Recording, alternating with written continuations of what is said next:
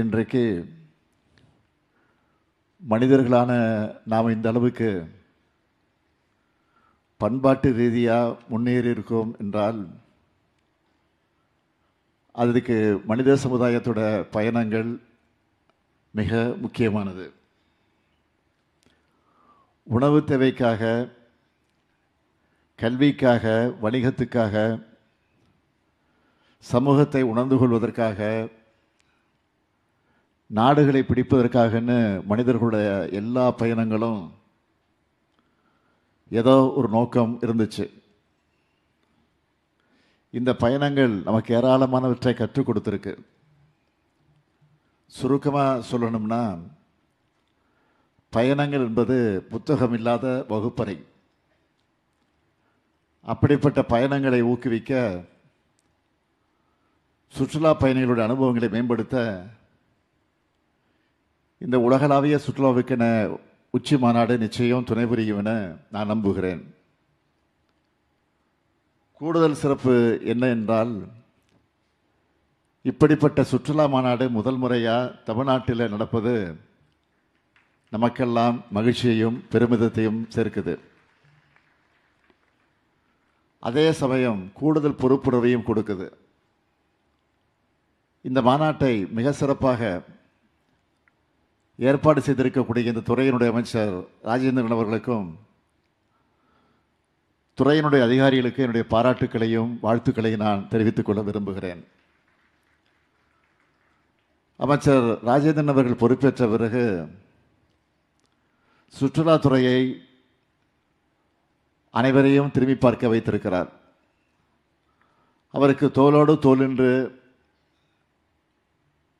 துணை நின்றிருக்கக்கூடிய தொழில்துறை அமைச்சர் தம்பி டிஆர்பி ராஜா அவர்களுக்கும் தொழில்துறை அதிகாரிகளுக்கு என்னுடைய பாராட்டுக்களையும் வாழ்த்துக்களையும் நான் தெரிவித்துக் கொள்ள விரும்புகிறேன். சிறப்பு விருந்தினராக கலந்து கொண்டு தமிழ்நாட்டின் சிறப்பை பற்றி இங்கே சிறப்பாக பேசிய திரு ரவிச்சந்திரன் நசீன் அவர்களுக்கும் நான் என்னுடைய நன்றியை தெரிவித்துக் கொள்கிறேன். தமிழின் அருமை குறித்தும் எங்களோட நாகரிகத்தின் தொன்மை குறித்தும் உலக அளவில் இருந்து வந்திருக்கக்கூடிய தொழில் முனைவோர் எல்லோருக்கும் தெரியும். தலைநகர் சென்னையில் மெரினா கடற்கரை தொடங்கி மாமல்லபுரம், வேடந்தாங்கல், ஊட்டி, கொடைக்கானல், தஞ்சை பெரிய கோயில், கங்கை கொண்ட சோழபுரம், செஞ்சிக்கோட்டைன்னு குமரி வள்ளுவ முனையில் வானவிருந்து நிற்கக்கூடிய ஐயன் வள்ளுவர் சிலை வரைக்கும் தமிழ்நாட்டில் ஏராளமான சுற்றுலாத்தலங்கள் இருக்கு.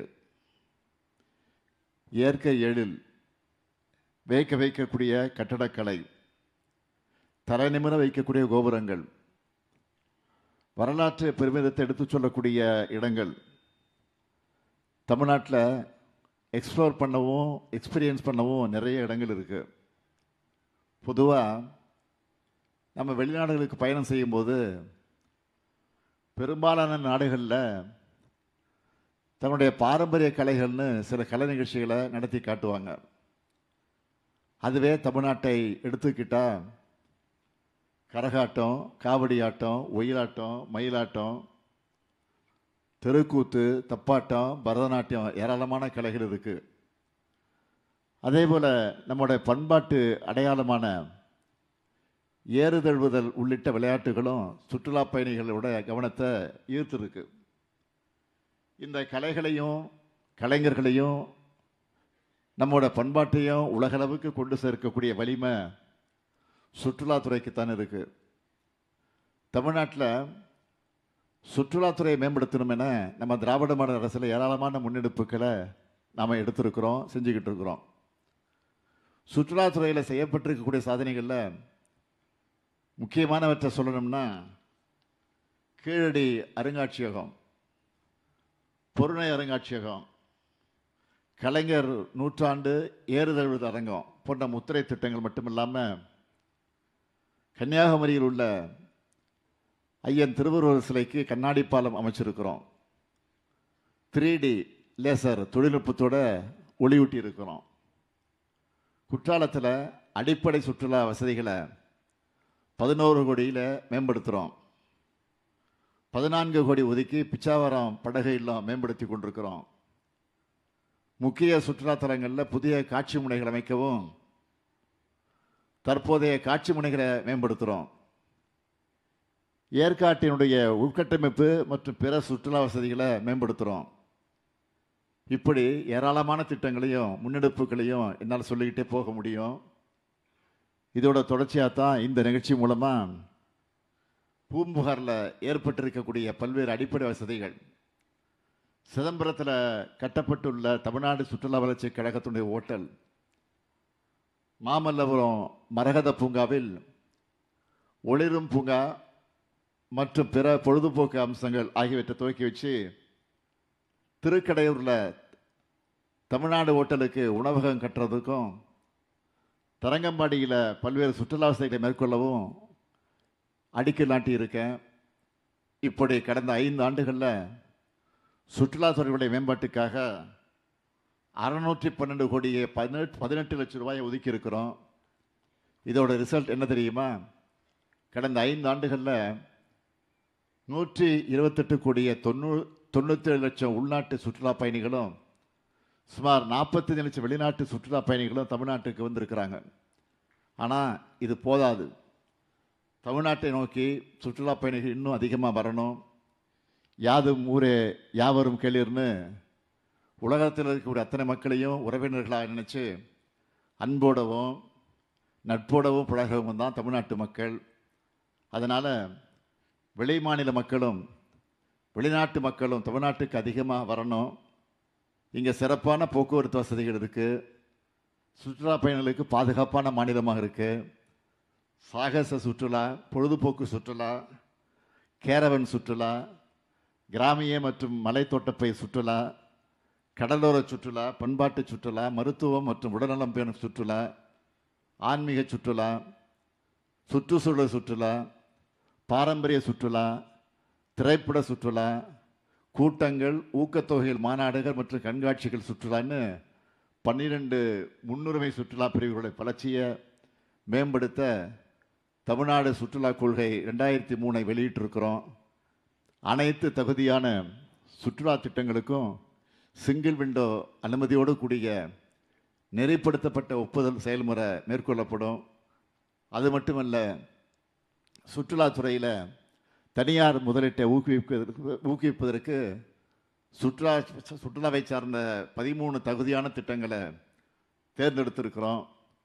நிறுவனங்களோட முதலீட்டு திட்டங்கள் அடிப்படையில் 3 வகையாக வகைப்படுத்தி முதலீட்டு மானியம், கூடுதல் முதலீட்டு மானியம், கட்டமைப்பு ஊக்கத்தொகை மற்றும் மின் பயன்பாட்டில் கட்டண சலுகை போன்ற முக்கிய சலுகைகள் வழங்கப்படும்.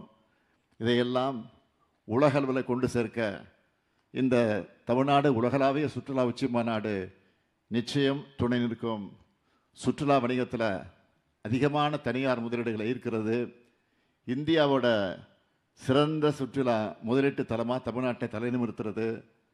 தனியார் முதலீட்டாளர்கள், சுற்றுலா நடத்தக்கூடியவர்கள், மேம்படுத்தக்கூடியவர்கள் மற்றும் தொழில்துறை பங்குதாரர்களை ஒரே தளத்தின் கீழ் அரசுடன் ஒன்றிணைப்பது மற்றும் வருவாய் வழிகளை விரிவுபடுத்தும் புதுமையான சுற்றுலா தயாரிப்புகள் மற்றும் உட்கட்டமைப்புகளை திட்டங்களை ஊக்குவிக்கிறது ஆகிய இந்த மாநாட்டுடைய நோக்கங்கள் நிறைவேறக்கூடிய வகையில் எல்லாரும் துணை நிற்கணும் என்று கேட்டு, இந்த உச்சி மாநாட்டில் பல்வேறு சுற்றுலா பிரிவுகளில் 22,794 கோடியே 28 லட்சம் ரூபாய்க்கான உறுதியளிக்கப்பட்ட முதலீடு, 65,937 பேருக்கு உறுதியளிக்கப்பட்ட வேலைவாய்ப்புகளை உருவாக்கும் 128 புரிந்துணர்வு ஒப்பந்தங்கள் மேற்கொள்ளப்பட்டிருக்கு.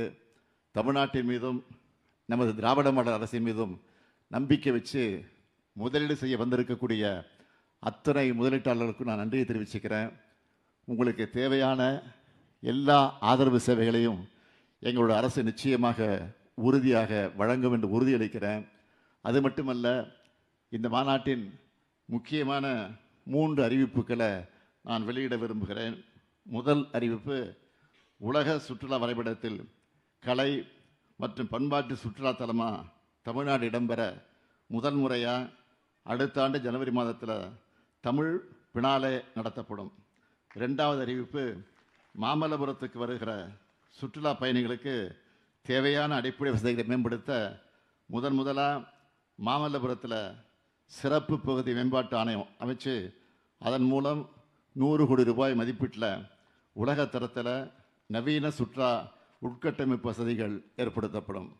3வது அறிவிப்பு 2023ஆம் ஆண்டு சுற்றுலா கொள்கை அறிவிப்பை அடிப்படையாக கொண்டு சிப்காட் நிறுவனம் சுற்றுலா தலங்களை கண்டறிந்து முதலீடுகளை ஈர்த்து புதிய சுற்றுலா வசதிகளை உருவாக்க உள்ளது. இதோட முதல் கட்டமாக கன்னியாகுமரி, கள்ளக்குறிச்சி, ஈரோடு மற்றும் தூத்துக்குடி ஆகிய மாவட்டங்களில் 4 சிறப்பு இடங்கள் அடையாளம் கண்டறியப்பட்டு முதலீடுகளை ஈர்க்க விருப்பப்பதிவு கோரிக்கைகள் அழைக்கப்பட்டிருக்கு. அடுத்து 2ஆம் கட்டமாக தமிழ்நாடு முழுக்க 31 இடங்கள் தேர்ந்தெடுக்கப்பட்டிருக்கு. இவை நகர்ப்புற சுற்றுலா, சிறப்பு அனுபவ சுற்றுலா, பெரிய சுற்றுலா மையங்கள்னு பிரிக்கப்பட்டு இது தங்குமிடங்கள், தீம் பார்க்குகள், கேம்பிங் சைட்ஸ், இயற்கை அனுபவ தங்குமிடங்கள் ஆகியவை ஏற்படுத்தப்பட உள்ளது. இதனால் தமிழ்நாடு முழுக்க பல லட்சம் பேருக்கு வேலைவாய்ப்புகள் உருவாகும் என்று மகிழ்ச்சியோடு நான் தெரிவித்துக் கொள்கிறேன். இந்த மாநாட்டு மூலமாக உலக மக்களுக்கு நான் வைக்கக்கூடிய வேண்டுகோள் என்னவென்றால், தமிழ்நாட்டை உங்களுடைய ஃபேவரட் டெஸ்டினேஷனாக புக்மார்க் பண்ணிக்கோங்க. இங்கே இயற்கை, வரலாறு, பண்பாடு, உணவு ஆகியவற்றோடு உங்களை வரவேற்க, அன்பால் அரவணைக்க தமிழ் மக்கள் நாங்கள் இருக்கிறோம். நான் உறுதியாக சொல்கிறேன், தமிழ்நாட்டுக்கு சுற்றுலா பயணிகளாக வர்ற நீங்கள் உங்கள் நாடுகளுக்கு திரும்பும்போது மறக்க முடியாத நினைவுகளோட மட்டுமல்ல, அன்பு மிகுந்த சொந்தங்களையும் உங்கள் நெஞ்சில் சுமந்துக்கிட்டு போவீங்க. அதோட தமிழ்நாடு எங்களுடைய செகண்ட் ஹோம்னு நீங்கள் உங்கள் நண்பர்கிட்ட போய் பகிர்ந்துப்பீங்க.